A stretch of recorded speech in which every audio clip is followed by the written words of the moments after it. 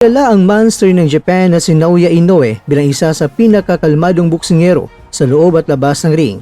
Ngunit sa makasaysayang gabi ng The Night of the Samurai sa Kingdom Arena, isang ibang mukha ni Inoue ang nasilayan ng publiko, isang kampyon na punong-puno ng galit at pagkadismaya. Alam naman nating lahat na ilang minuto bago ang kanyang main event, laban niyan sa Mexican challenger na si Alan Picasso nitong December 27, 2025, nauwi sa tensyon ang loob ng locker room ni Inoue habang nakatutok ang boksingero sa kanyang mental preparation at pagbalot ng kanyang hand wraps. Biglang pumasok at nanggulo ang makinatawa ng Picasso camp. Ayon sa mga ulat at lalo na sa Yahoo News Japan, kinwestiyon ng kampo ni Picasso ang paraan ng pagbabalot ng bandage sa kamay ni Inoue.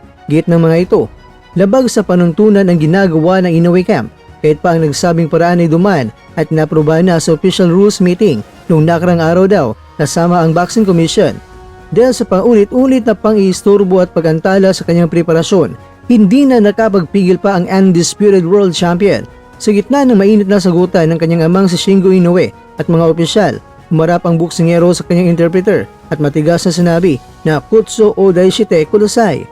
Sipahin niyo ang taong ito palabas. Ganito naman ang reaksyon ng publiko at mga eksperto. Mind games o desperation, ang banal na poke ng boksingero, nilapastangan na raw. Ang video ng nasabing insidente na inilabas ng higanting promotion company na Matchroom